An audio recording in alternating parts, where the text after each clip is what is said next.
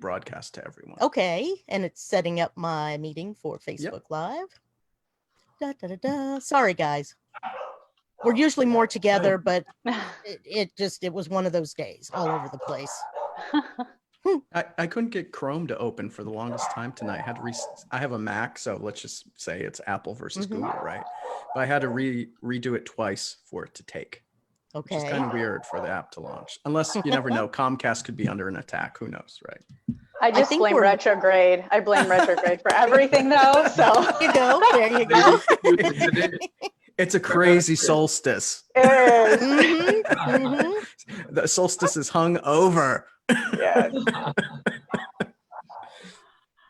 Just so you know, I don't know anything about magic, so I'm like a complete buffoon and idiot about this stuff. So just blame retrograde for everything. Okay. You'll be in. Okay. What were you saying, Lawren? It's the best place to start. Okay, I think this is playing on the Facebook Live, right? Hauntings, cryptids, the unknown. Welcome to Mystic Moon Cafe Radio.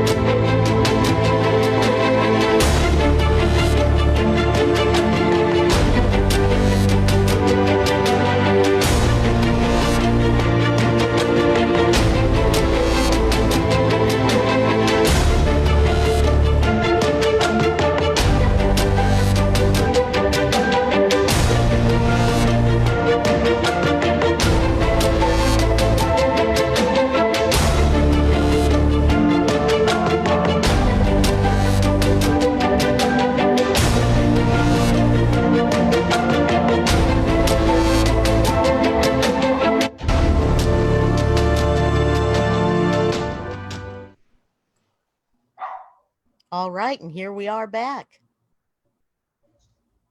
Hello. Hello.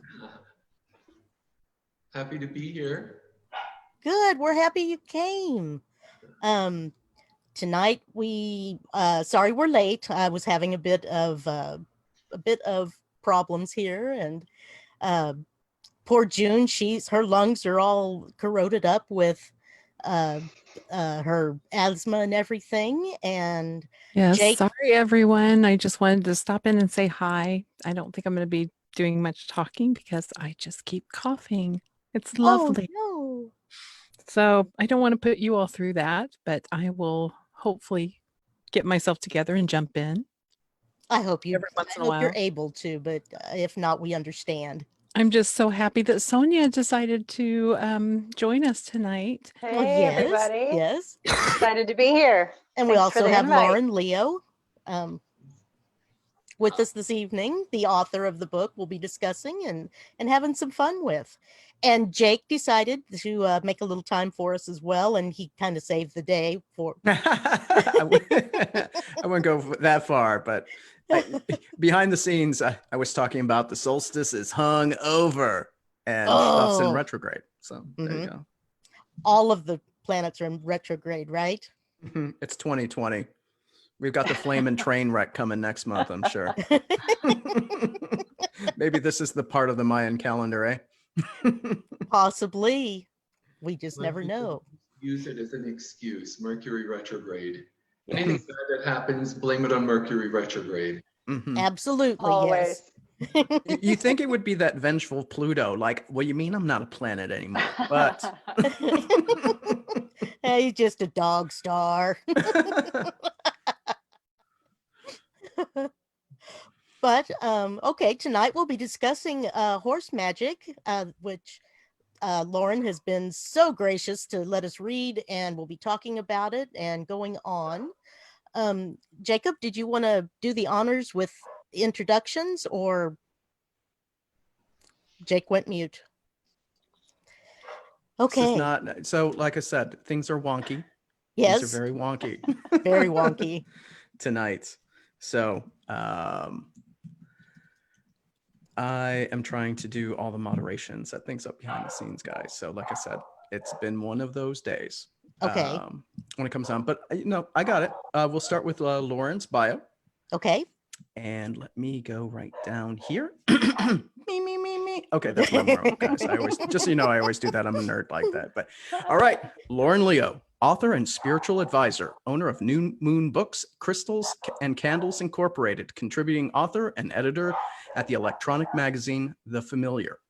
Lawren Leo is an author and the owner of New Moon Books, Crystals and Candles, a metaphysical boutique in Pompano Beach, Florida. He contributes to and co-edits the e-zine he founded, The Familiar. He is a spiritual counselor and teacher of esoteric philosophy, practicing witch, and a practitioner of the magical arts in the tradition of the Golden Dawn. We'll have to talk about that.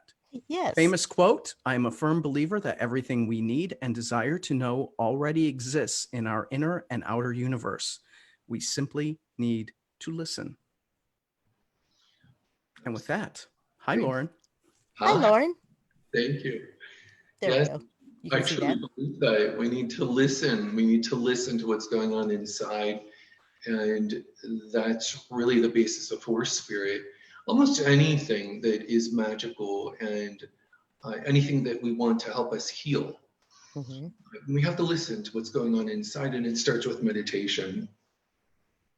And Horse Magick, I wrote to help heal people. The energy about horse spirit is, it's a masterclass in spell casting, but it's also used to help heal people, to bring people together, to empower people as well, and also to help people create.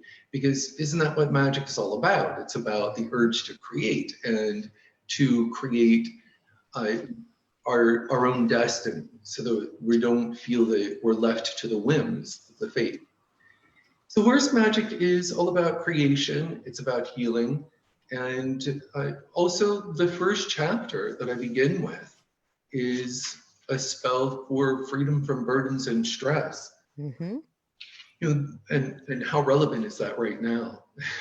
Talk about, Very much so, yes. Mhm.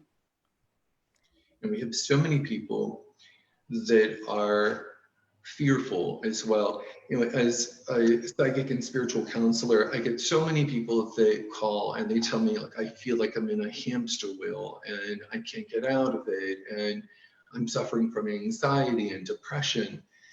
So this is especially relevant now, but even without COVID, we have to deal with burdens and stress daily. So this particular spell that I start the book off with is a spell to help you remove the burdens and stress from everyday life. This is how we can relieve ourselves of anxiety. And if you think of the horse, how powerful the horse is, the horse can actually take us from point A to point B. You can ride the horse out of a stressful situation, or the horse can carry the burdens for you. So horse totem and horse spirit represent not just resilience and freedom, but they also represent this amazing strength. And we tap into that strength when we use the spell for freedom from burdens and stress. And it came to me, and I'll take a moment to explain how the spells come to me, because they're not by me, they come to me while in a meditative state. And in this case, they were brought to me by spirit, ergo Horse Magick. So they come to me while I'm in an alpha state. And Sonia, I'm sure you understand about the altered states because you're practicing. Absolutely. Mm-hmm. So the alpha state seemed to be something that comes to me naturally for as long as I can remember. And of course, when I was a little boy, I didn't know what it was, but the older I got and the more I understood magic and the trance state, I understood that it was the alpha state, which is a quasi-sleep state. It's one of the 5 brainwave states. And a lot of people experience alpha state. They're not so sure what's going on. It's when you sometimes wake up in the middle of the night, 2 or 3 a.m., and you want to go back to sleep, and just as you're falling asleep, you catch that slower brainwave state, and you're half awake, half asleep. Or when you first wake up early in the morning, you're drowsy, and it's probably the best time that you can put yourself back into an alpha state. And it's important to understand alpha state and the influence they can have in your life, because when you're in that state, what you're thinking is what you're going to posit into your subconscious. And that is a form of self-hypnosis, but it's also one of the core rituals that, or a core concept that makes magic work. And it has to do with something called hermetic axiom, as above, so below, meaning that what we can see in our mind's eye or what we can visualize ourselves doing, we can manifest onto the earth plane. So this particular spell for freedom from burdens and stress calls on the use of the horse totem and the energy that it allows you to think of, which is strength and freedom. And if you commit this spell to memory and you say it over and over, and you start to say it while you're in an alpha state, half awake and half asleep, you're putting that message directly into the most important part of your subconscious, which is allowing you to take on a new energy and a new way of life, a new existence. It will help relieve the burdens, the stress, and the anxiety. Now, it may sound very complex, but it's not. It's very easy. And it's as easy as committing the spell to memory and laying down and trying to fall asleep while repeating the spell over and over. Because at one point while you're repeating the spell, you're going to fall into that alpha state. And at one point, you're holding the energy that the spell conjures. And if you read it, you'll see it conjures this sense of freedom and relaxation. Yes, it does. You will put that into your mind, and it goes back to the initial quotation in my bio, which is what's important is if you listen, you have the answer inside. You're creating the change already. So it gives us an opportunity to help change our life and help heal ourselves and others. And that's one of the main purposes of writing Horse Magick, other than sharing spells that come to me while in a meditative state.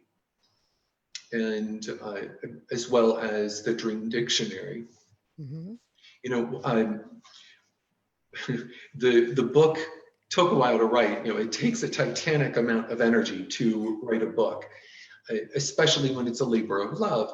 And when you're writing spells, yes, the spells come from a sense of creativity, but for me, they come through a very special path, and that's the pathway of meditation and trance. So I take a concept, which in this case would have been burden, stress, anxiety, and I meditate and wait for an answer to come to me. I wait for inspiration to come to me. In this case, the inspiration came through horse spirit. So it's a labor of love, and it does take an enormous amount of energy, but it's so worth it to see it all come together and to be able to share it with people like yourselves and with other people that are magical minded and like-minded, or even someone who isn't, just someone who's curious. Curiosity is really the starting point for anything in life, and especially with magic. Desire and curiosity. What do you want? What are you interested in?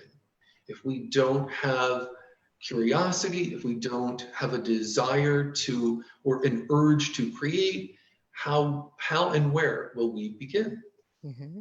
Those are two important concepts.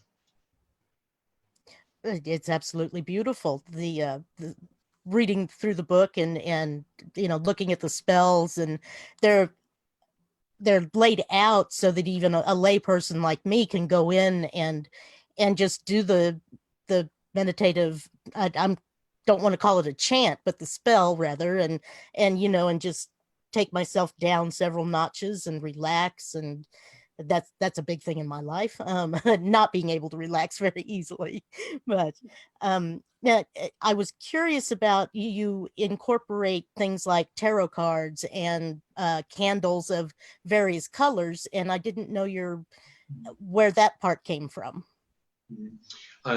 Well, let's go back a little bit. You can call it a chant. Okay. It's good. It's good. And it's also good that you understand when someone is experiencing stress and anxiety, because you experience it yourself.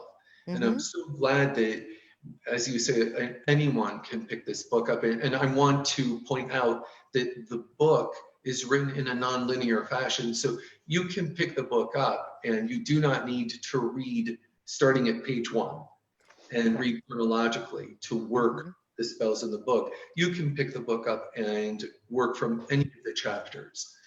You can open up to chapter 20 because you like the spell to end discrimination and for justice, or you can open up to chapter 22 because you want to read the Dream Dictionary.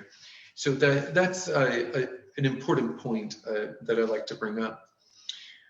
So yeah, the candles and the colors, I thought it was important to let people know, why do you use these particular products? Why do you use the color red on a candle?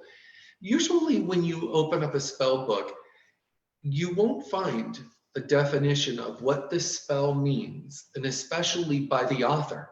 So I'm the owner and creator of the spell, and I want to share that with other people. I want other people to become the owner of that spell. And that's why I purposely defined at the end of each of the spells, what is it? Why are you using a candle that is red? Red represents passion and a great amount of power and passion. Or why are you using the color blue? Blue represents healing and health. And even the tarot cards, they're so important. They're so powerful because the images on the tarot are archetype, especially the major arcana. And those are the cards that are numbered 0 through 21. Mm-hmm. So as soon as we see the image on the tarot, and especially the major arcana, it awakens what is already lying dormant within us. So I explain purposely why you need a particular tarot card. And for instance, tarot, the major arcana number 13, otherwise known as death, is a very powerful card. And here we have images of horses again. Horses are revered and feared throughout history. We see them on the ancient Greek Parthenon, in the marble horses, and we see them in the tarot, major arcana 13, death, where you generally see a black horse trampling people. So they're very important to the practitioner, to anyone that's picking this book up to read it, and especially for someone that has no idea about magic or spells or how to create the life they want using magic. This book is really for the beginner. It's really for someone that has no idea where to start and wants a book to help them start. And it's also for the adept, because the spells are created by a genuine force of spirit and through a trance state. And it helps someone who's been working magic for a long time to rekindle their creativity and their desire to create. Because after a while, you read so much and you practice for so long, you want new material, you want something interesting. So I describe for everyone, but especially for the fledgling witch or for the person who just wants a beautiful piece of poetry or something that they can read that makes them feel good, empowers them. And I let them know, why are you reading it? What does it mean? Why are you using the herbs? Why are you using the crystals? And I think it's important because it brings knowledge. So the Horse Magick, the book, acts as a reference book. It acts as a book that's teaching someone that is just beginning. And you'd be amazed what you learn. I'm speaking from my own experience. I remember as a young boy, actually, one of the first books that I read, I remember learning about mugwort, and it never left me. So it really is important to understand, why are you reading a particular book and what will you get from that book? So that is why I explained all of the items that are used in each of the spells and rites, chants, whatever you'd like to call them. Chant is a spell, something that you repeat more than once. I love that about the way you wrote it, because it really does pull all these elements together that I haven't seen in a book before. As you said, when you practice for a long time, you read all kinds of books, you read, you study all kinds of different ways, or, maybe you're in a coven, maybe you follow a certain path. But I have not seen it written in a way where you can follow the spell or a chant, or even just, it reads in a way that even someone who maybe isn't practicing witchcraft, but they are looking for a way to manifest in their life, and they're looking to turn to the power of the equine energy to help them manifest. Maybe they are drawn to horses as a starting place. And you explain it. I mean, you can go through and you say, this is why I use this particular stone, or why I chose this particular herb. And this is how they represent it, either symbolically or literally, as you do that work. And so, as you just explained, I love that part of it, because I haven't seen that before. And so I appreciated that. Yeah, thanks. It's interesting because, Sonia, I read your bio and you're a practicing shaman, correct? Yes. Mm-hmm. So you understand the use of finding a spirit guide or an animal totem that's going to act as the guide into the astral, or as I like to say, it's the subconscious or collective unconscious. Mm-hmm. And I would think that for anyone that is interested in finding their spirit totem, that the horse spirit could begin that actual path for them, or that adventure, a good adventure for them, especially if they're a practicing shaman and they want to find their animal totem to begin. What are your thoughts on? Most definitely, yes. The horse, and at least in my feeling, from a very young age, even before I began practicing shamanism, the horse has a foot or a hoof, I guess, in each world. It walks the line. Horses have been very spiritual and continue to be very spiritual creatures. And they, you even talk about it in your first chapter. I'm going to glance to the left. I'm going to quote that the animal becomes a physical intermediary between the world beneath you and the unknown dimensions above, you say in your first chapter. And that's very true. The horse, the spirit of the horse, the energy of the horse, they are tied to the spiritual realm and the earthly realm as healers. And that's what they're here for, is to support us and guide us on our journey. And so to utilize the horse for your journey, whether it be your physical journey on this plane or journey elsewhere, to seek answers or to seek connections, either with your spirit guides, animal guides, ancestors, the horse is right there to help every step of the way. So I loved that reference as well. Absolutely. There's something amazing about the horse that it acts as an intermediary, because you're able to either, and let me point out, let me preface this with, you do not need to own a horse or even be in contact with a horse in order to work horse magic. That's very important to understand.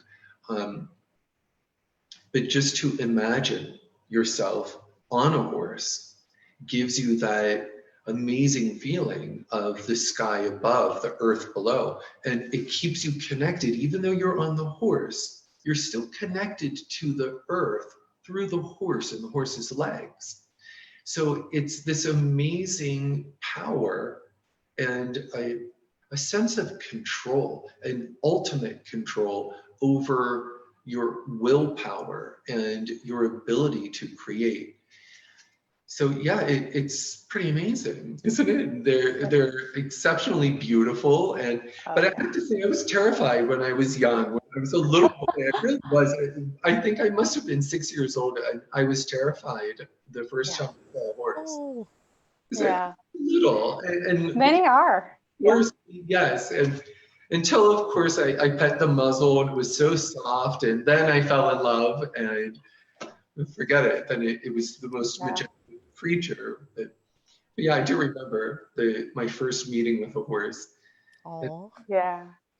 And I have to say that I think that is part of what captivates us as, as two-legged animals that walk the earth, as a predator in a sense, that a prey animal such as the horse can have so much power and so much autonomy and freedom, yet they're a prey animal, they're not a predator.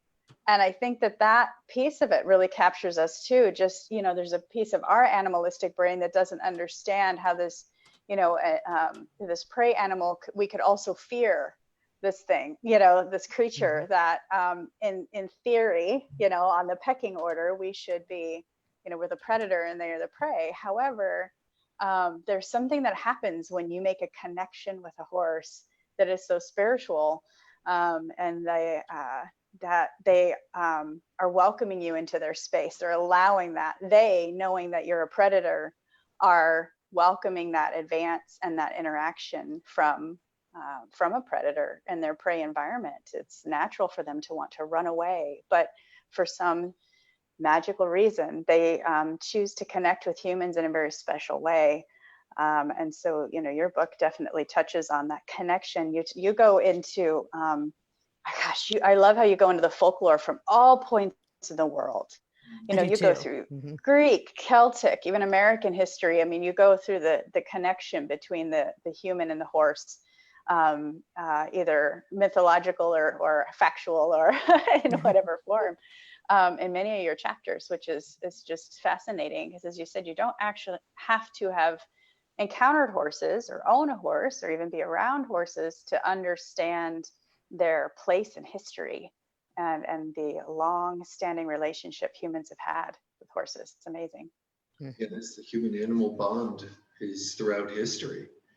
And I need to say that there's a great amount of primary research done by my brother, Lawren Leo, and he did a just superlative job on the primary research for the deities. So I had this lucky chance in my life. I have a brother that is this amazing doctor. So he's brilliant and is able to do phenomenal research. And you do see throughout history the amazing human-animal bond. And even before, so if we talk prehistory, we see that humans didn't even have contact with horses. They wanted contact with horses. If we see the first image of a horse, the first known interaction and image with a horse is prehistoric.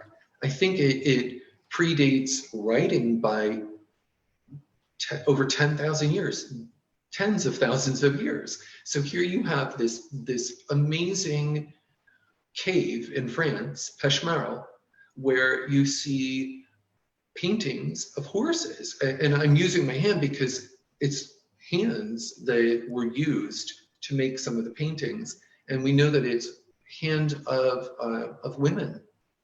So it was women that were perhaps, I believe, shamans that were in charge of perhaps leading the group and the clan spiritually and helping them understand horses and their surroundings better.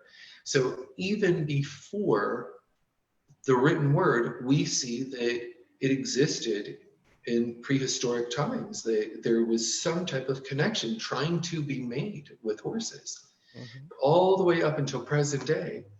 And it leads me to another point of the subconscious, because so many times things are so gauzed by layers of semantics and syntax and work and images that we need something powerful to help us escape into a private space. And meditation does help. It helps a lot. But dreams become an incredible opportunity for us to somehow lift the veils and remove the gauze and the layers. And it helps us reach down into that portion of our subconscious that actually allows the sacred horse spirit to be magnified and enter into our core psyche.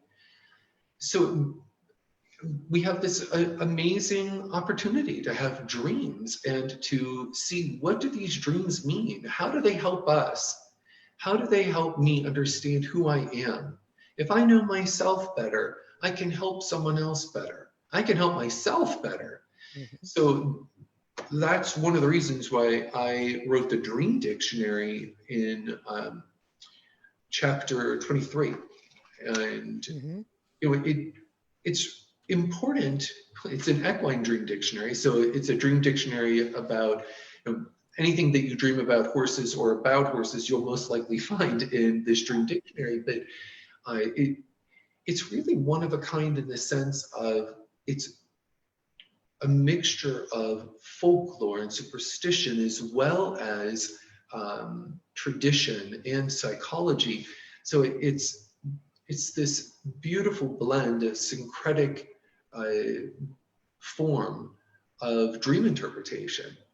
And it's used in conjunction with horse magic, because probably as you read horse magic, you're going to start to dream about horses. You're going to notice that horses start to come to the forefront of your consciousness. You're going to see them in your Twitter feed, your Facebook feed, and social media in general, and you're going to want to know, why am I seeing this? Why am I having this affirmation? Because it is a message. It is how horse spirit will bring you a message. It will bring you a message through a spontaneous illumination or thought during meditation or in dream. And the dream source is this amazing well that we can dip into and start to analyze who we are. And also, I don't know about either of you, but I've had prophetic dreams since I was a little boy. Yeah. Yes. So, I'm sure, Wendy, I'm sure you've had some experience with a dream where it has meant something to you more than just a dream, even if it's a dream of a loved one that's passed away. Definitely. And it's usually my grandfather who had me riding horses from the time, they say it was slightly before I could actually walk even. And so the two are almost always interactive. And grandpa's still my hero. So, and he taught me everything I know about animals and a lot of very good life lessons as well. That's beautiful. So there you have that, what you just described, this beautiful experience that is through dreams. Yes. It's something that I think, for myself, our family, when I was young, we would wake up, have coffee and breakfast together. We'd ask one another, what did you dream last night? So it was something that was quite natural. It was a part of my everyday life and existence, and still is. But I think for most people, dreams are very important, and that especially now, it seems to be more en vogue.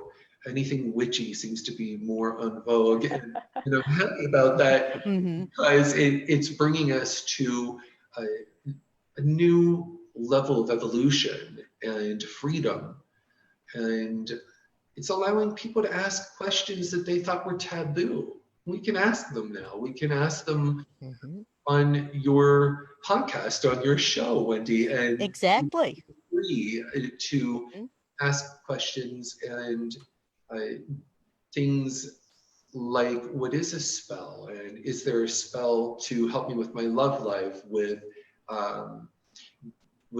changing my bad luck into good luck, and also being able to embrace who we are in our own uniqueness, which actually is a spell that I created in Horse Magick. And that's an interesting spell to talk about. Okay. Because it's really something that's so important in this day and age. It's always been important, but especially now, because we now have the opportunity to restructure our society. So there are actually two spells that I'd like to talk about or bring up. Okay. One Please. is the spell to end discrimination and for justice, which it happens to be one of my favorite spells. And it was a spell that came to me while in a meditative state, and it came to me through the voodoo queen of New Orleans known as Marie Laveau, or Madame Marie Laveau to her devotees followers. Have either of you ever heard of Marie Laveau? Oh, yes. Oh, Yeah. definitely, yes. I watch American Horror Story. Yes. Actually, I was in New Orleans shortly after Hurricane Katrina, and it was a very spiritual experience. Mm. Yeah. Yeah. Absolutely. You could feel the energy. Oh, absolutely. Yeah.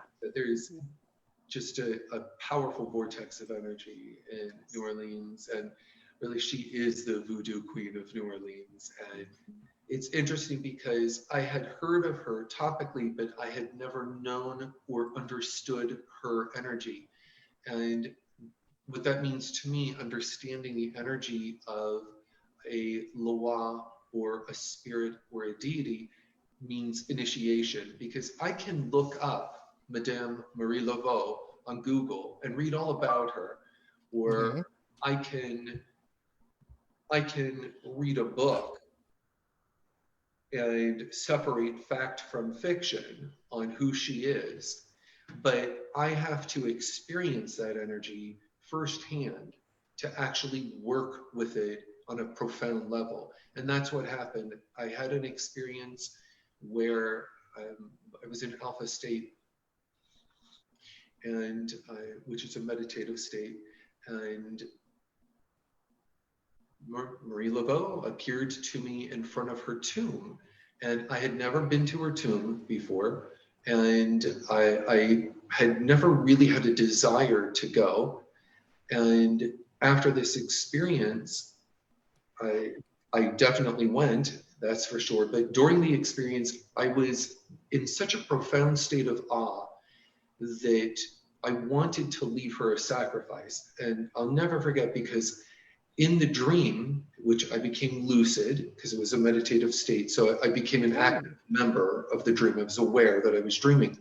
I wanted to leave my watch to her. I thought, this is one of the most valuable things I'm wearing. I'm going to leave her something valuable.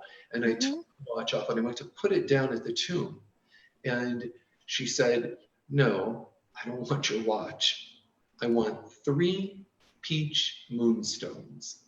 And as I came out of the lucid dream or the trance state, I came out knowing, that's called clairsentience, and an understanding what I needed to write, how the spell was supposed to be presented to people, what they were to use as a sacrifice, and if they wanted to add the most power to it, how they could actually create more energy by going on a pilgrimage to New Orleans to her tomb. So I acted out the spell, as I have with all of them, and I went to New Orleans and met this incredible group of people, had the tour, and was brought to her tomb, and I left 3 peach moonstones, and the spell was so powerful that I just knew that there's a reason why this is happening right now. There's a reason why I am writing a spell, not only to stop bullies, but a spell to stop and end discrimination, a spell for justice. Yes, it's for self-empowerment, but now, and this spell was written quite some time ago, but now I see that this spell is so relevant. It can be used and should be used by anyone that wants to help with what I consider restructuring society. Our society needs to be restructured. So Definitely. You agree, right? Yes, yes. So it's a very powerful spell, and I would tell anyone, get the book for that spell alone. Use it to help yourself and empower yourself and to create change. We want lasting change. My spells work on a deeper level because if we want real and lasting change, we need to be able to identify the underlying structure. We need to see it, to understand it, to redesign the underlying structure. So that's the thought process behind the spells in Horse Magic. They're done in a very light manner, but a very profound manner. And they're done in a manner to create real and lasting change. And some of them are filled with levity, and most of them are filled with a strong amount of passion and creativity. And especially the spell to end discrimination, and which right now, if we can change what's going on, if each of us can create a change, then a collective change can occur, because we're in the midst of a revolution, a necessary revolution. Yes. And hopefully a peaceful revolution. And that brings to mind the old saying, and I forget who originally said it, but it was something along the lines of, those who strive for peace should prepare for war. And I guess that would be mental and physical war, basically. You know, you're going to go head to head in the talking arena, and golly, if we could just get some of the politicians, maybe in a cage match. There we go, a cage match. I like your style, Wendy. It's pretty good. Wasn't there like a celebrity boxing show once? Could we do something like that? Oh yeah. I'm thinking like it was on with like Beavis and Butthead back in the day too, with the claymation. Yeah, Yes. death match, Oh. Celebrity death match. Yes, celebrity. Yeah, totally. Mhm. Politician death match. Yeah. Oh. That's amazing. I'm a little grab the bull by the horns sometimes, but I did love, though, in that chapter with Marie Laveau, how you start each chapter with the history and the mythology. A very powerful imagery when it talks about the 5 black slaves turning into horses. Just beautiful. And that's so powerful as you go into that, having that imagery as you go into that spell you talk about powerful bloodlust seeking vengeance for mistreatment. That really is profound and definitely speaks to what's being kind of the hand that's been dealt, and what's happening now, the tides that are starting to turn. It's midnight and they're turning into those stallions. It's definitely that hour. I love it. It's a strong point, and it can actually unmoor certain people and their emotions. And that's really what I wanted. I want people to be moved powerfully by that particular spell, by all of them, by that one in particular. It's so important. We've all experienced discrimination somehow, some way, but as I've said before in other interviews, as someone who identifies as queer and someone who is a witch, there's already a double minority. So why are we harming one another? Why are we not supporting one another? We need to support one another. In order to support one another, we need to understand what each person is going through. And if we could stop when we have some kind of confused thought on something that we don't understand, because that's called ignorance, it's called lack of knowledge. If we can stop and say, I don't understand, I'm feeling fear because I don't understand, and take a deep breath and allow yourself to not be afraid, but become informed, then you remove the helplessness. You are no longer going to act from a place of discrimination. Ask someone if you need help to understand. And that's where the point of and I made this in a post today. I put up it's called the Tomb of the Unknown Slave, and that's the cross with the shackles. It's important to say, or at least for me, it's important to say peace, yes. Silent? No, I will not be silent.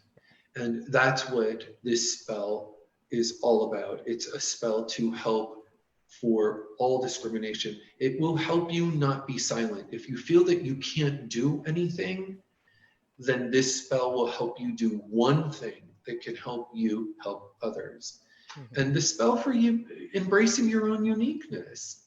We're in an amazing time, the 21st century. We get to witness amazing technological advances, and we also, unfortunately, are experiencing something as traumatic and frightening as a pandemic. Right. But let's look at the good part. Let's look at something positive. Everyone is so unique. We all have to embrace the uniqueness, stop the bullying, and somehow regain our self-composure in order to change our own surroundings. That's the definition of power. How much control do we have over our surroundings?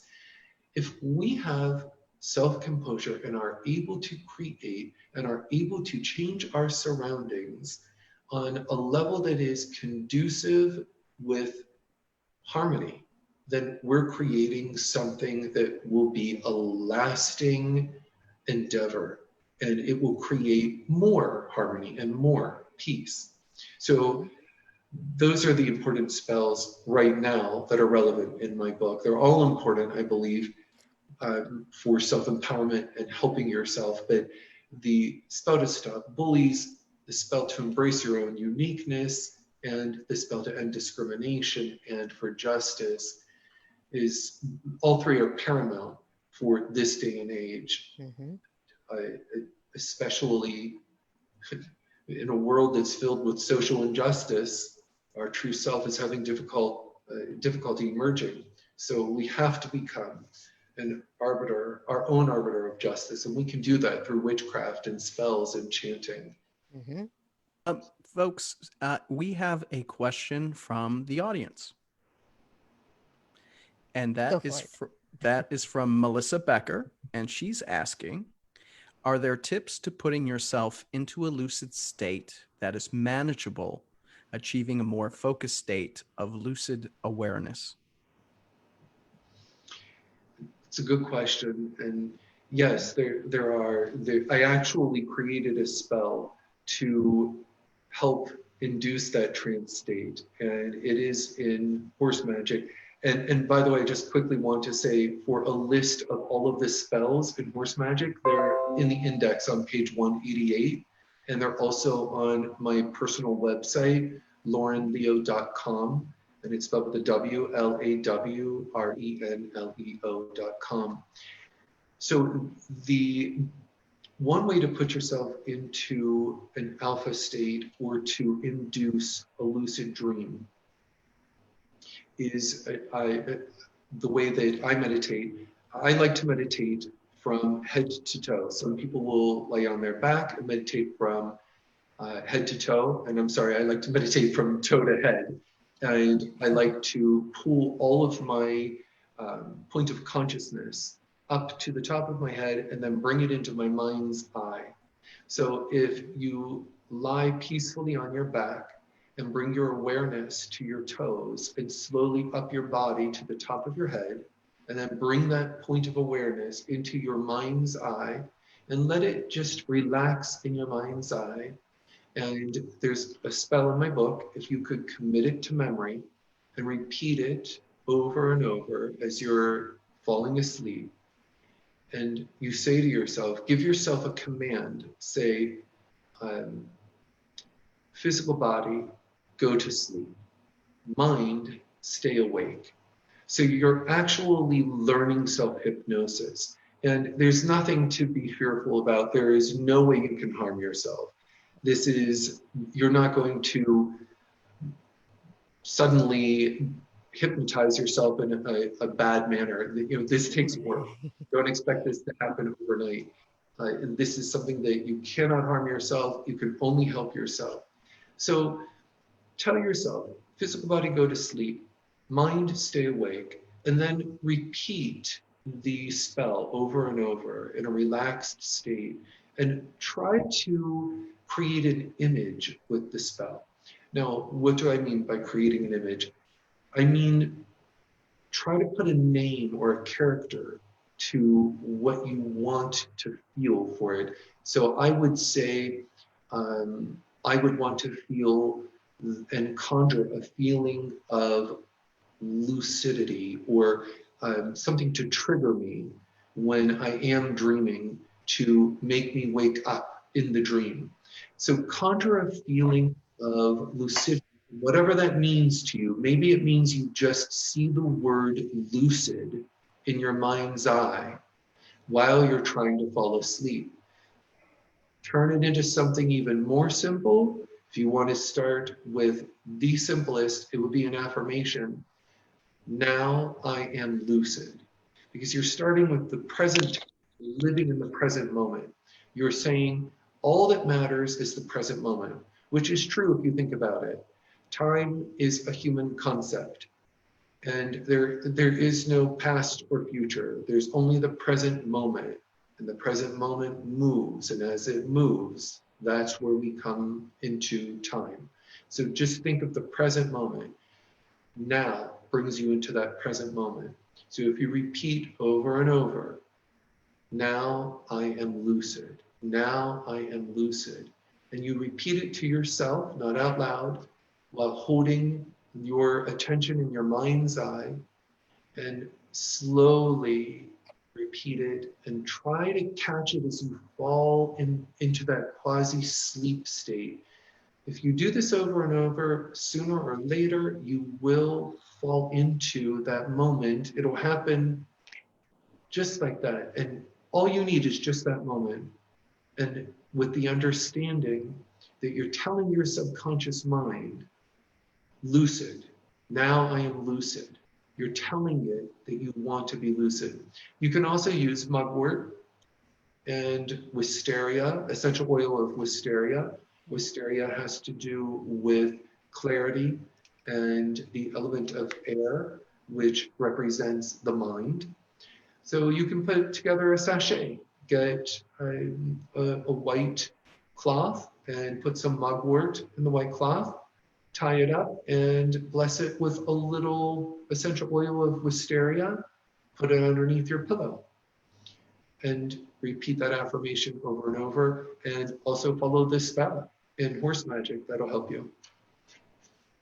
Now, do you use, can you use, say, and there went the word, rosemary, which is also supposed to help with lucidity in your head and memory and calmness and things like that? Absolutely. Rosemary, Okay. my favorites. Sure. Oh, yeah.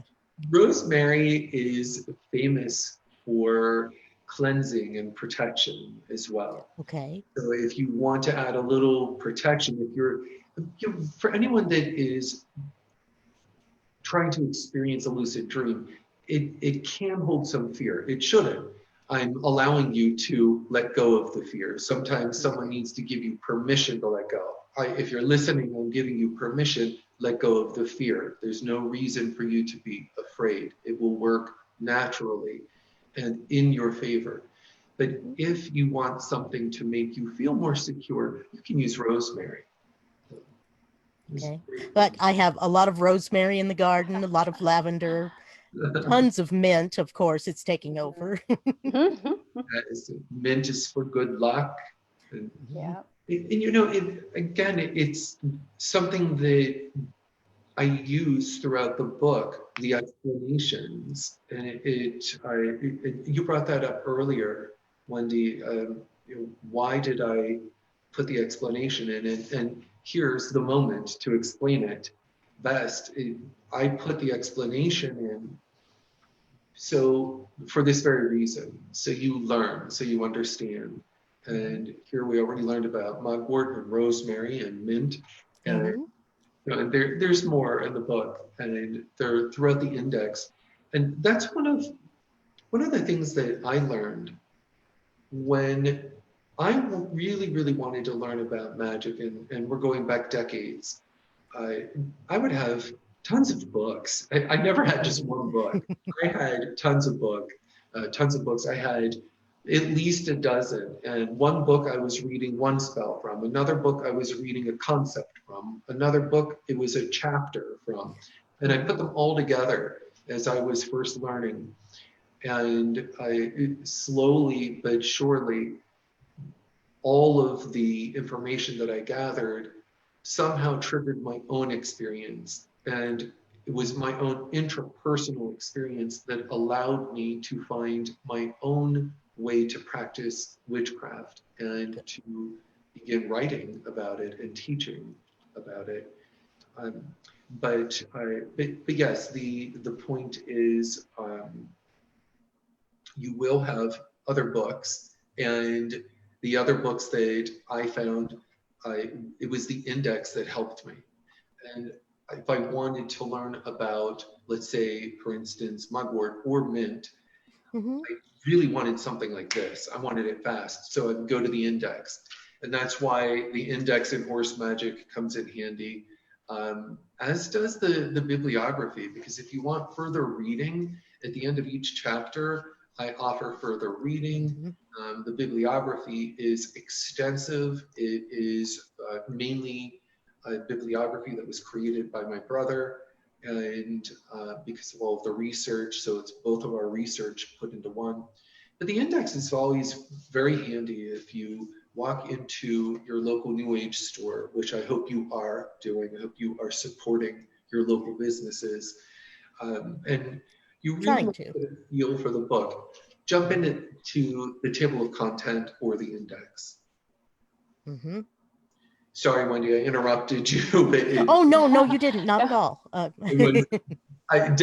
think you were trying to make a point on supporting local businesses. Oh, I try. I do when I can.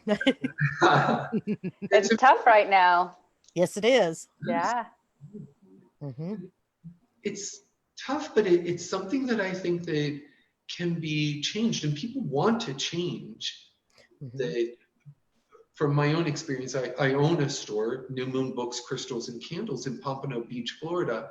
And I have noticed that the local community and the community in general, not just of witches, but of spiritual-minded people, and people that even just want to read a book or look at crystals, they have been so supportive. So I see the tides changing. I see people wanting to help people.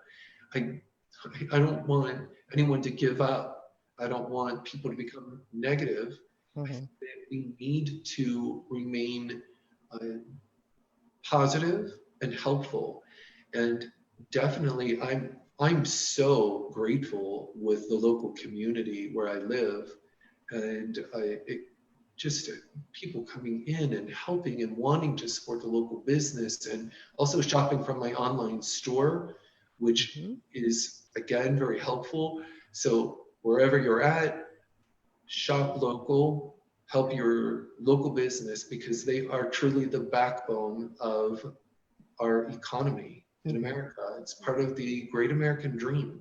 Let's not allow that to be taken away by the Waltons, by the big oil companies. So yes, let's work magic. Let's let our magic work. Yes. And Jacob is in the chat. Oh, sorry. Jacob's in the chat room. He's putting all of these links into there so people can find them more easily. Great. That's great. Yeah. Try to plug. Always. That's important. That, and also the best thing you could do for an author, if you like their book, is leave them a review. It's so helpful. And I've noticed that sometimes it's difficult to actually go on Amazon and leave a review. But if you take the time and you do leave a review, trust me, whoever took the time out of their life to write a book will love you for that review, and you're helping them so much. So that's also an important point to me. And also magic in general, there's something so beautiful about learning how to become your own creator.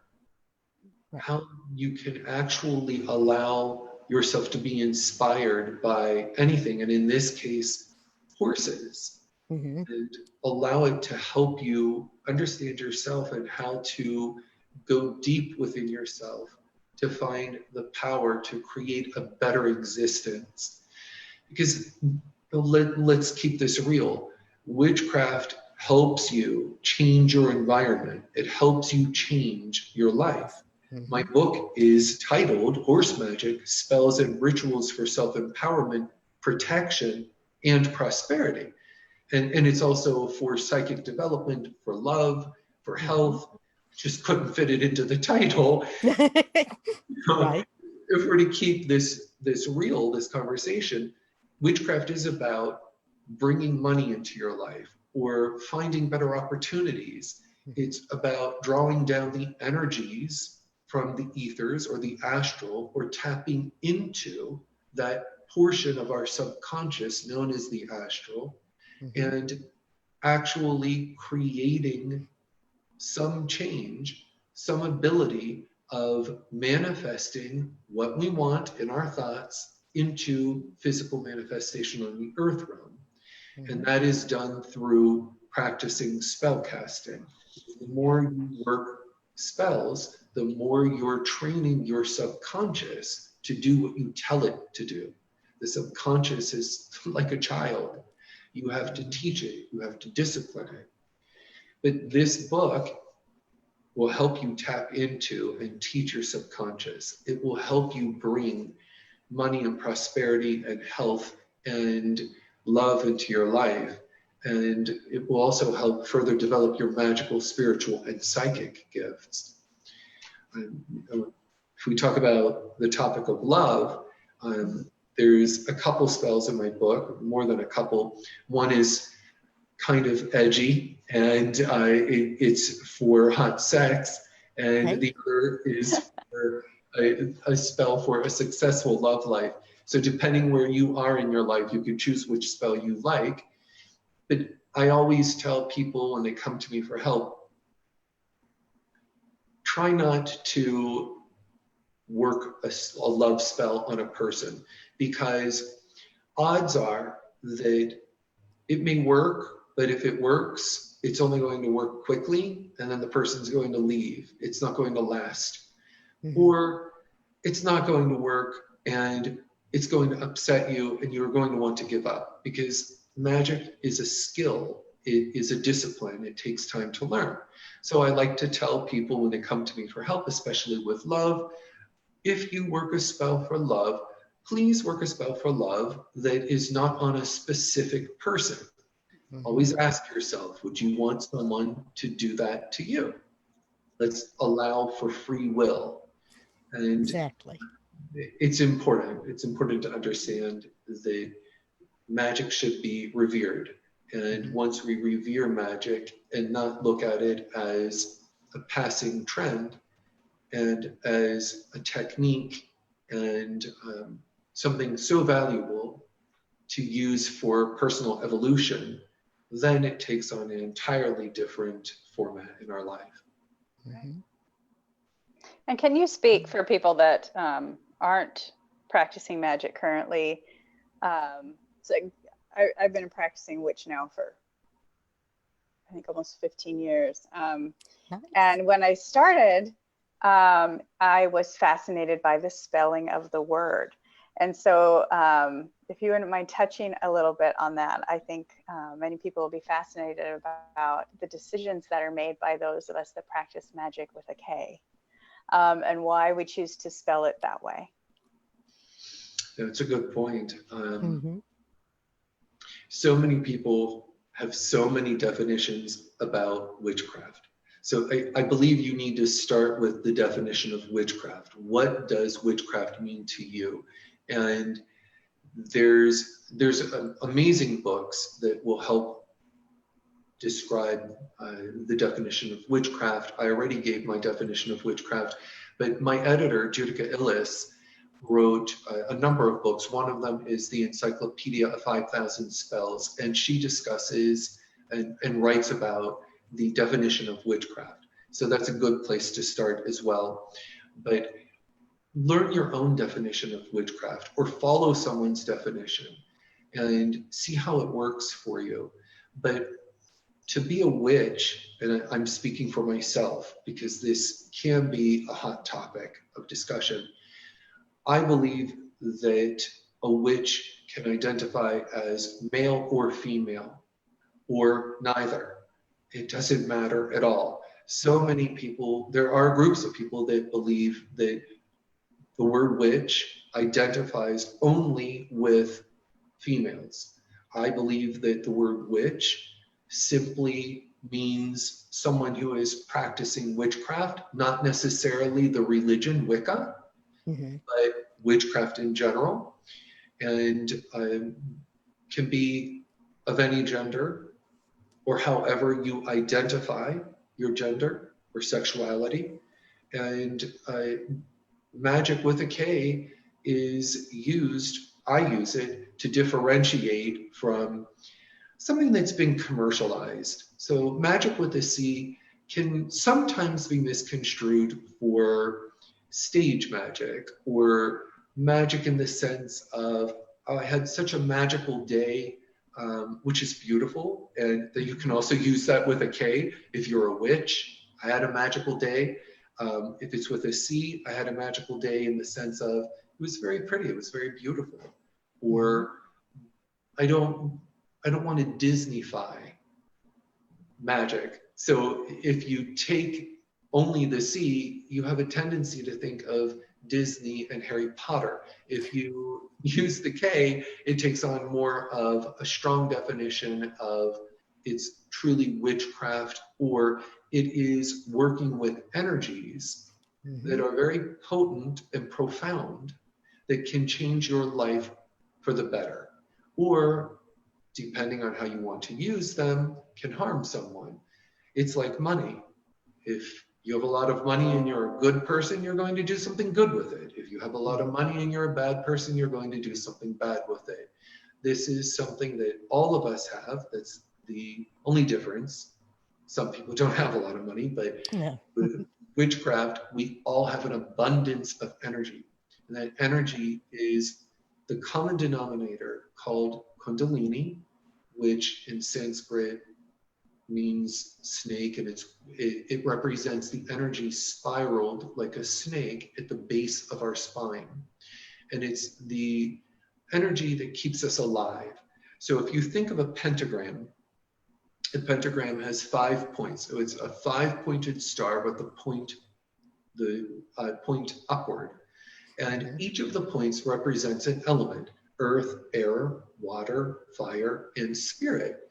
So think of spirit as the Kundalini energy that keeps us activated and going. And it's also that energy that we pull up when we work with witchcraft. We pull that energy up. Or another way of thinking about that energy is that it also exists all around us and within our subconscious, or the astral. So we can also say we're pulling it down. So by now you get the point. The energy is everywhere. But if we have to pinpoint where it is in the physical body, we would say it's within the Kundalini, which is at the base of the spine. So it's using the elements that we're made out of, air, water, fire, and earth, and igniting it with our will, which is spirit, that makes someone a witch, that makes you a practitioner of the arts. And that is a very topical discussion, because this is really, I could talk for hours and hours about the elements and how to make witchcraft come into being. So it's a topical discussion, but it's a good place to start. Let's think of it as the pentagram giving us the 5 points of life. And, from there, you can go much, much deeper. And understanding that the word witch can ultimately be derived from the root word meaning wise. And I like to say that, and I just wrote an article for This Witch magazine, which is by Sofia Delgado, and you could see it on my Instagram at Lawren Leo. And I just wrote an article for it, and it's a spell to help people with reciprocated and unreciprocated love, whether that's from a person that is not reciprocating their love, or maybe you're not reciprocating your self-love. But I say at the end, I give a tip, and it is, if you're a witch or you're using energy to work with, a practitioner of the arts, so to speak, you need to ask yourself, what are you using it for? How will you use this energy? In what way do you use the energy to help others, to help yourself? That's what the wise witch would ask. Remember, it's about knowledge. Keep yourself inflamed with, keep yourself always wanting knowledge. You have to want knowledge. You have to read about what I say, read about what other people say, learn from everyone. You don't have to believe any of it, but learn from it, pick and choose what you like, and put it all into your own spiritual cauldron, mix it together, and try to choose what you feel is best for you. So that's my belief with witch and witchcraft. And also I'm a ceremonial magician, because most of what I've learned from the Golden Dawn. And there's not too much of a difference yet, and this is going to be in total conflict, yet there is a huge difference. The reason why there's not that much of a difference is because it's all energy. The reason why there is that much of a difference is because the ceremonial magician is going to be using the practical Kabbalah, not the Judaic Kabbalah, but the practical Kabbalah. And that's one of the main differences. And again, that's very topical. But I hope that helps elucidate the understanding of a witch, what a witch is, and because it could take on so many meanings. I actually believe that if you're someone that is religious or non-religious, spiritual, non-spiritual, and you read a spell or a chant or a poem that you find empowering or that makes you feel good and feels magical to you with a K, I believe that you are a witch. You can call yourself a witch. I don't like to put incredible walls or boundaries up regarding witch and witchcraft. It's an interpersonal experience. You have to learn on your own. I hope that helps explain witch and witchcraft. Yeah, I with obviously with the title of your book having the magical spelling of the word magic, I wanted to make sure that people kind of understood, well, gosh, why did he add a K? What was the purpose of the K? And it's very important, that one little letter, to help differentiate, as you explained and did very well, that it's about intent and manifestation and energy and combining the energy from within, the energy without, above, below, bringing it all together. And that is that fancy little letter K at the end of the word that helps to really explain the difference. Yeah. One little letter. You're right. One little letter. Glad you asked it. Perfect. Oh, well, I was going to, now Sonia is beginning to incorporate horses and therapy, correct? That is correct. That is correct. Is there a way to help the pathways of the horse spirit energy get it to help the, I'm going to assume, children, because quite often that is who get worked with horses, which is just a awesome practice. I mean, I am in complete awe and support it wholeheartedly. But is there a way she could just channel even more of the horse spirit energy into these children and help them more? I hope I didn't wander too much on that question.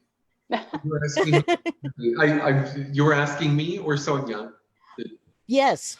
Yes. So I think I see where you're headed with it. So yes, working with, kind of going back to what Lawren's book and the spells and the teachings is, the energy and the spirit of the horse, and the horse's role as a healer, and how we as humans can help facilitate that healing. And I believe, I'm sorry, I don't quite have the page up in your book, but there's a section where it talks about the movement to, really working with the horse spirit energy. And so many practitioners talk about moving away from using the horse as a tool and using them as a co-partner, and working with them to facilitate with an equal playing field, with a mutual respect for the contribution, versus how we've always sort of utilized horses in the past as a method of transport or a tool to do a job.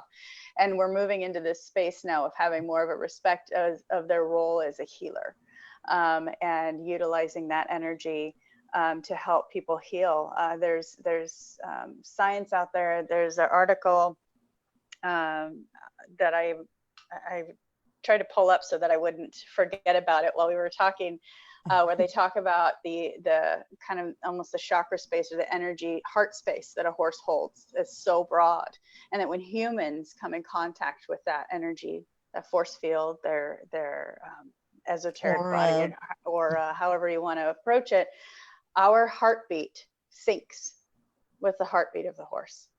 And it brings us down because their beats per minute is lower, and it actually calms us just being in their presence. And horses being seers, in my experience, horses are very gifted seers. They know you, and they know your heart and your spirit, no matter what face or what mask you're wearing at the moment. They know you and your inner fears and your hopes and your dreams and your struggles and your barriers and blocks, and they help you clear that and heal that. And so, with Lawren's book, so many of kind of the spirituality and the manifestation that can come from working through a lot of those spells that are in that book, definitely I feel could supplement. And, Lawren, if you have other insight in that into helping children and adults, I'm looking at PTSD for veterans, anxiety, teenagers who are struggling and troubled. Maybe they are struggling with bullying, or struggling to find their voice, or struggling with their sexuality, or struggling with their relationships with their parents, their peers. I mean, there's, it's a hard road growing up. So, yes, there's so many opportunities for horses to be healers. And so I'll kind of leave it at that and let Lawren speak on his thoughts on that too. But that's sort of how I would, tie those together for sure. I can speak from a personal experience. The horse is such a majestic creature. And for me, when I was young, I was bullied, and being able to be around horses allowed me to escape from being bullied. It allowed me to connect with a human-animal bond that allowed me to feel secure and loved. And it rebuilt my self-esteem, which was being damaged. And it allowed me to reach a point in my life where, instead of being bitter, because let's face it, after you're bullied and after you are going through, anyone going through PTSD or suffering from any kind of mental or emotional challenge, you can become bitter and very angry, filled with resentment. But being around the horses allowed me to not become bitter. It allowed me to become more in touch with who I am, that I do love myself. And this was taught to me by being with a horse, being in contact with horse. And then later in life, because I don't own a horse right now, later in life, being able to be inspired by their majesty and their beauty and all that they represent. They represent the amazing feeling of freedom. It's really what I think of. I think of resilience. I think of freedom. When I look at a horse or horses collectively, and I see them running free in a field, I think of, wow, that's what I want. Sometimes I feel so overwhelmed and so burdened by what's going on. And like most people, that I want to feel released. I want to feel the freedom from the burdens and stress. And when you see horses running free, I think it's probably the closest that you can get to really experiencing an emotional release when you watch these amazing creatures running and galloping, and they're also so playful. They can be playful, and I think most people think of dogs and cats, and cats can somewhat be aloof but very psychic in nature, and dogs can be very rovery and fun, and horses are a mixture, I believe, of both of those traits. And they are playful, they are loving, and they're loving and playful, as well as holding these amazing physical traits of strength and power. And I don't know, Sonia, if you're familiar with the breed called Aquateca. Yes. Are you familiar with? Yes. Yeah. It's a breed of horse from Turkmenistan, an area that used to be Russia, and they're beautiful. Their coat is almost a shining gold. Not even from this world. Yeah, it's just amazing. Okay. Unearthly. It really has. It completely is. And if just we're able to have a conversation about a horse's coat, think about how amazing that is to be able to put that into a spell and to allow yourself to be inspired by a particular breed of horse, by Clydesdales that are so huge and are able to move. And what do we connect Clydesdales with? And what do we connect Lipizaners with? I could go on and on. They've been used throughout time, even in mythology. Horses, and especially horses with wings, have been thought of as psychopomps, leading the soul into the afterworld. So they're filled with mystery, and they're filled with warmth and love, and they allow us to either imagine riding with them and becoming one with them in their movements, or actually doing that in real life. Either way, it's something that becomes a beautiful experience. It's a beautiful experience for the mind and for meditation as well. So yes, and I would think through Horse Magick, really it's all through Horse Magick, because it's all that I've been inspired with through my experiences with horse in general, horse spirit, and especially through the meditative state and understanding the sacred totem of the horse. They're multicultural. They're throughout the world. It's diverse. Every culture, everyone thinks of a horse in every place in a different way and in the same way. Yeah. So it's such a huge archetype. It's so important. It plays such an important role in our lives and in our subconscious that we would be less human, less a good person if we didn't take advantage of being able to utilize horse spirit to help ourselves and Mother Earth in general. The connection to nature is so important. I always say I believe that humans and nature are interwoven, and spirits, the horse spirit can be the intermediary. It has such an effect on the human spirit. So they take care of Mother Earth, we take care of the horses, ergo we're taking care of Mother Earth through the horses and respecting her. That's beautiful. I was taken with you know, how it all helps build your confidence, and how you know, the horses help you through bullying and things. And I would have to think that that's what gave me confidence and in myself.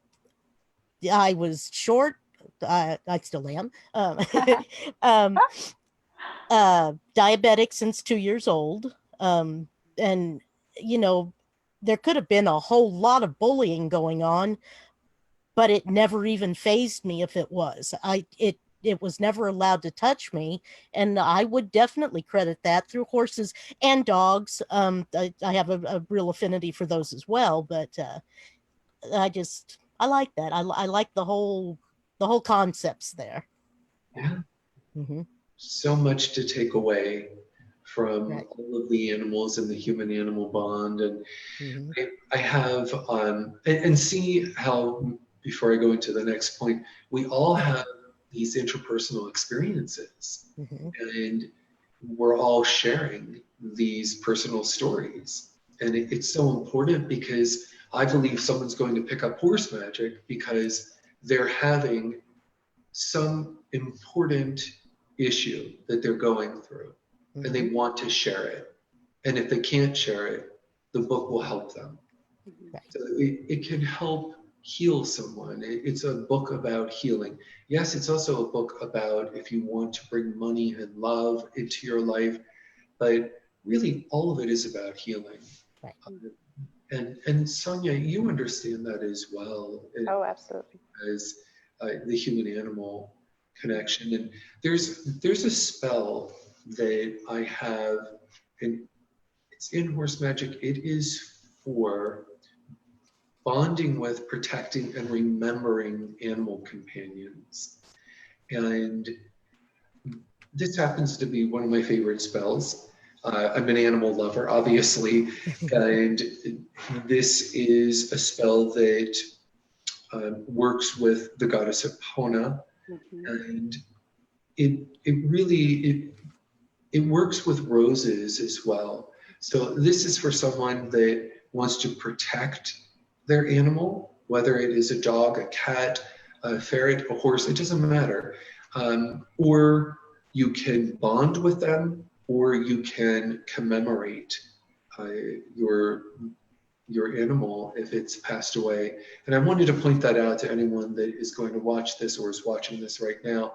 They may have lost a dog or a horse or a cat, because they become our children. Yes. Or if you have a dog, especially, or a cat, they are your child. They're your fur baby. If you lose them, you go through a mourning period. You definitely grieve. So this spell can help you. And if you have your pet and you want to use witchcraft or the craft to protect your pet, then this is the spell for you as well. And especially for bonding, it can help you bond with whatever pet you choose, and especially with the horse. This particular spell was taken from a goddess that was prayed to. They found her likeness in barns. So we're going back to ancient Rome. So how amazing is that? Like you see, it's just been through history from prehistoric time all the way up till 2020. And it's amazing you talk about Epona. When I read that spell in your book, it touched me, and I was kind of tickled by it because whenever I would go out on a trail ride with my horses, I'd pray to Epona before we hit the trail for protection for us on our journey. Just to say, hey, we're out, we're doing our thing, praying for, just a quick blessing to Epona about, our adventure for the day, to protect us on our adventure, keep everybody safe and healthy, and that we make it back in time before we lose sunlight. We don't get drenched in rain. Nobody twists an ankle. Nobody, steps on anything they shouldn't. So, and that I don't hit the dirt. That's always a good one. Yep. So, so when I read that, I was like, yeah, absolutely. Her and I have conversations about protection for me and my horses on our journey frequently. So I love it. And I think, it brings to mind when you talk about the history of Epona and being on the walls of barns and going back so far, even the ones that are, the images carved into marble of some of these great deities. I truly feel that you're pulling that energy forward every time you're adding to the pot, essentially. Every time that deity has been prayed to or talked to, every drop into that, cauldron of prayer towards that deity, you're adding, but you're also drawing from that collective and that effort, and that that's a strong, powerful energy that you can connect to very easily, because those deities hold that power that we've all contributed to through the generations, through the years as well. And so I definitely feel it with Epona, and I know that she's been around a long time and definitely been a very important figure for so many, that you feel that connection when you start to communicate with them. That's a good point. It's well said. It's very interesting within witchcraft and magic in general that the more you pray to a particular deity, or just to even a concept or an idea, it takes root on the astral. And when it takes root on the astral, it becomes alive. So the more you pray to it, the more you're building its energy and essence, the more someone is able to utilize that particular energy. And I write about that in my book, Dragon Flame, and explain it in detail. But it's a very important concept. And it also holds true for crystals and stones and herbs. So for instance, there's folklore and tradition regarding turquoise. If you carry turquoise on you while you're riding, it will keep you safe. Have you heard of that? So yeah, there you go. Yes. I've heard it's a protective stone, but yeah. Yeah. So it's a protective stone, but it's also, and I have it in Horse Magick, and I describe in Horse Magick what is turquoise used for, why is it used, and especially with the indigenous Americans, turquoise is so important, and they're one of the sun gods, Jahanoi, is especially important, and I write about Jahanoi and in Horse Magick. So that's something, we have to leave some mystery about Horse Magick, but there's got to be something for them to discover. Yeah. Yeah, so turquoise is important, and I remember carrying turquoise on me when I was on trail rides as well, and really never imagining that decades later I would be incorporating that into my writings as a witch and a ceremonial magician. So there's something so important about tradition, and we don't want to lose tradition. we want to keep tradition, because Yes. oral tradition is very important, especially in witchcraft, because there are so many secrets that are learned, that are passed down lineage, and that are passed down to sons and daughters, or disciples, apprentice. It has to be kept. It has to be revered, because tradition is one of those points that we were just talking about that can add power to the deities and power to the collective unconsciousness of all witches. So if we could all gather together as witches and actually, or spiritual people or practitioners, and understand that the use of tradition is power in itself, then we're really headed into a very special new age, truly the age of Aquarius. And I think we're headed in that direction. I really do. We're definitely headed into a form of revolution that will be something that will restructure our society as we know it, and hopefully we will all incorporate some kind of compassion for ourselves and others. And if we don't learn it from a person, we will learn it from an animal, whether it be cat, dog, or horse. And in this case, hopefully the horse through horse magic. Yes. Yeah. All of the above sometimes. Yeah. I do house I pet sitting in their homes for people that go on vacation and things, and that's picked back up, and I'm getting quite the reputation for, and I'm not trying to toot my own horn, but it's working with the more shy animals. And I haven't walked into a home yet that shy animal didn't come running right up to me. So the energies are good. The old horse sense, basically. Yeah. They Geez, feel I might have to have you over. I have a dog with anxiety. Oh, It's like, hey. yeah, Wendy, you're the new dog whisperer. Yes. I am. Slightly different, but yeah. They the same, yeah. Mhm. That's great. They do that. They feel you. They feel your energy. Mhm. They understand if you're packed with neuroses, your dog is going to be packed with neuroses. Yes. Exactly, yes. Yes.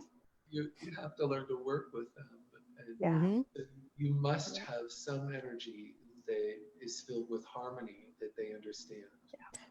Right. Absolutely. And It's I credit it going back to Grandpa and basically being, foot and a half tall probably, and just following him around and learning the quietness.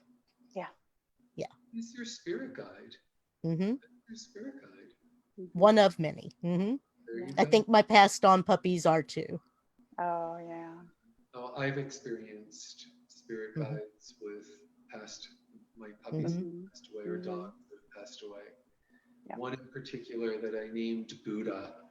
And Aw. yeah, there's something so warming and so loving about animals, and being able to come home and have this unconditional love Mhm. just ready for you, and they don't care about anything that's happened. They just Nope. want to be with you. They Yeah. want to calm your stress down, calm your anxiety, and Mhm. that's why we bring dogs to the elderly and the ailing. Yeah. Mhm. It's Yeah. important, and hopefully we'll be able to reinstate bringing dogs into hospitals. Yes. Get through this pandemic. But, There are yeah, even people that bring horses in too. That's what I seen that. was thinking I had read somewhere. Mm-hmm. Hmm. yeah. There's just to pet a horse. The experience is completely different than petting any other animal. Oh, yeah. Hmm. because of their size, and also there's something about the beauty and majesty of a horse, and the mane even conjures different feelings and emotions, and the different beauties of the different breeds, the radiant, the Akolteke, and they all have such particular traits. They are each magical in their own way. That's why I was able to write this book, because there's so many, so much to pull from. Yeah, and so many deities associated with different horses and different cultures. And it's interesting because, and you'll like this, Sonia, as a shaman, the Vikings believed that whinnying could put one into a trance. So they would try to induce whinnying in the horse so that they could Interesting. a trance. These little pieces of trivia that you learn when you're researching a book. Right. Well, now I'm going to have to go try that. Not on camera, though. No. Although I bet it would go viral. So. Probably. Like, ooh, look at this crazy lady. And on our next episode, we're going to whinny. We're going to whinny a lot. Now, does I didn't see it, but does Sleipnir, Odin's 16-legged horse, wasn't it 16 or 8? I believe it's, well, that's the wonderful thing about having a book. Yes, exactly. In there, 8. So reference. I think you're talking about Svetnovid. And how did you remember that, Wendy? It's a very interesting. I love mythology. I love the mystery of it. Weird things stick in my head sometimes. Well, that is an interesting one. I think it's Svetovid that you are talking about. And yes, Svetovid. And that is under spell to stop bullies. So there's something important. There's a reason why you remembered Svetovid. And yes, isn't that interesting though? It's when you talk about hippomancy, so hippomancy is being able to divine the future based on the actions of a horse. And that's when you hear the word oracular, you're talking about an oracle, someone that speaks the future, or will tell you what is going to happen. And that is how Svetovid's followers acted. They consulted a priest. They used a horse for divination. And it was by the movements of that particular horse that they would know whether or not they should go into battle. So they would be told, okay, this horse walked a certain way, and you're going to lose a battle, and they would change everything based on that particular outcome. So the spell to stop bullies is based on the way the horse walked. It's a particular way the horse walked and stepped over crossed spears. And that's how it's used within this spell. And it was interesting because, again, you have to look at where does the connection from Svetovid come from to stopping bullies? How do we make that jump from Svetovid to stop bullies? And the answer is that, once again, it came to me in a trance state. So while I was in a trance state, thinking of Svetovid and thinking of that particular culture, I asked, how can you help me help others? How can you give me psychic knowledge that I may share with others?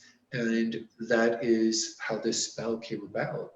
I actually felt the movements of the horse being made, and I knew that it was stopping something that was bad, and the more I focused on it, the actual phrase "stop bullies" came to me clairaudiently, and clairaudient means that you hear something clearly.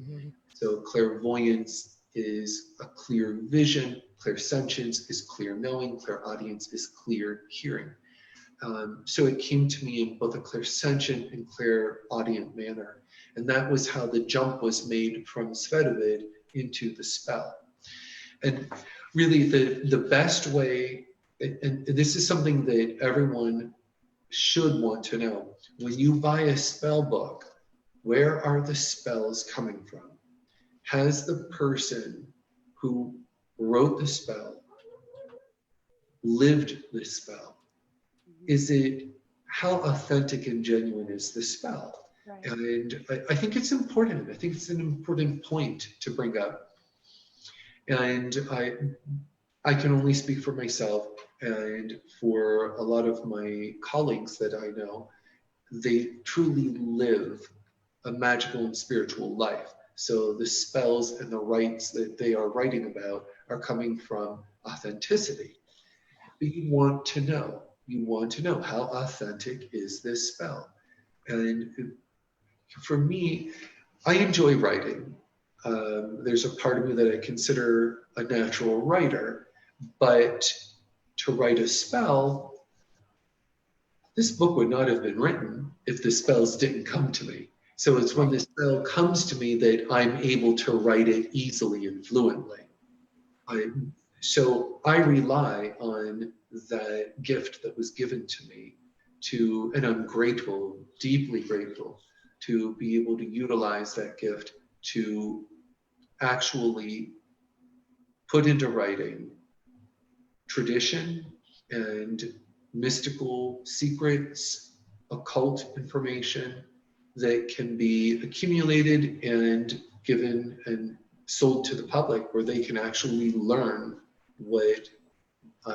how to change their life for the better from something that is authentic. And in this case, something that is authentic and has been inspired by something as beautiful as the horse.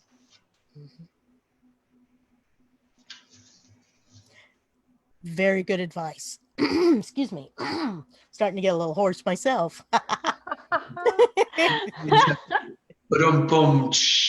Exactly. As long as it's not a Shetland. Right. You're spiraling downhill now. I didn't want to go there, but you know. She's drinking whiskey behind the scenes. Right. Mm-hmm. The lucky one. All right. Well, we're kind of wearing it down on time. Just what are final thoughts or quotes or spells? I would have loved to have gotten more into the dream dictionary and the use of, the use of different crystals and more tarot cards as well. But maybe we'll make that for the next one. There you go. You covered a lot of territory, Wendy. Yes, we did. Yeah, a lot. And all of what you want to have covered is in the book. It's all in the book. Yes. Learning how to call upon your dream source and your personal dream horse. The spell is in the book. Read the book, learn it, and make sure you log your dreams. The more you write about your dreams, the more you're going to tell your dream source that you're honoring your dreams, the more your dream source will give you more to dream about, more that's important. And it's also a great idea to log your dreams and experiences. That way you can gauge your progress. And working with crystals is throughout the book. And any spell that you encounter that has a crystal, I explain how to use it. So it's all in here with further reading. And my ending note and concluding note would be that I would wish everyone a wonderful journey with Horse Magick.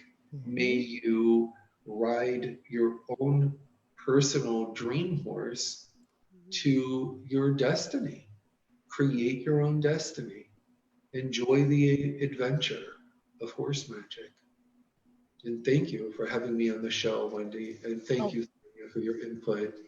Oh, it was wonderful to meet you. Thanks for having me along. Yes. Thanks for joining us. Yeah.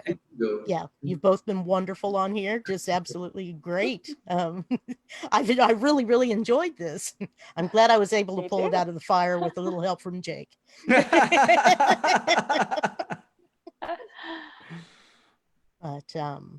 well, Sonia, how can people get a hold of you? Maybe follow your Facebook page where you're working with the children, the People. disabled. Yeah, Various- I was going. various people. Right. The special people and Yeah. horses. Yeah. So my business page is Resonance Healing, and so I have Instagram, Facebook. I haven't set up Twitter yet. I should probably do that. Technology, I'm not so much. Horses and people, a little bit more so. It's at resonancehealing1 at gmail.com is my email address. And then I do have Facebook and Instagram. And so just follow me there. They can communicate with me through there, Messenger, whatever's easier. And I will continue to keep putting updates up as we make progress towards continuing to build those therapy programs for people. I've got, as I'm sitting here talking to you, I can actually see my horses outside my window. And so every once in a while, one of them goes by and I'm like, where are you headed? Yeah. So they're geared up and ready to help people, and they've already helped so many people and will continue to do so. Nice. Having me on the show, and it was wonderful to meet you, Lawren. I loved your book. Thank you. Yes. Thank you likewise. And also, if anyone is listening to this portion, feel free to stop by my store if you're in the area. New Moon Books, Crystals and Candles in Pompano Beach, Florida, or shop online, newmoonbooks.org, and visit me at lawrenleo.com. And also I'm on Twitter, Lawren_Leo, on Instagram at Lawren Leo, and Instagram, Twitter, Facebook. You'll find me. Yep. And I put a lot of posts up. I enjoy posting, and I'll have more posts of the different spells that can be found in Horse Magick and some trivia coming up. Nice. And again, thank you, Wendy, for having me on your show, and what a wonderful experience. Thank you to Jake and Sonia. Nice meeting you as well. Nice meeting you as well. And folks listening out there, I have all of their contact information links on our website page for this episode. So click away and purchase some books. That's right. And book some sessions with Sonia. Okay. And leave reviews. Plug. Yes, definitely. And for those who didn't catch the whole show, you can watch it on Facebook Live again. On our page, Mystic Moon Cafe, and I will also be putting it up on our YouTube page, Mystic Moon Cafe, obviously, and then I will also put it on our Spreaker page, and it'll go out as a pre-recorded podcast. Yep. And next week, I think we're going to take the week off, as Jacob is very, very busy with some projects right now. I don't know if June just wants to go on, but I'll be taking care of a new client dog house thing going on, and that'll be over 4th of July. So it'll be exciting.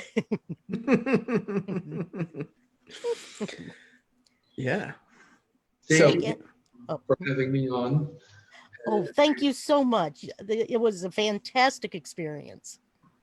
I appreciate it. All right, everyone. Good night. All right. Good Right. night. good night, everyone. Good night. Bye-bye. Oh, wait a minute. I can do that, I think. Wait a minute. Okay, I think what this.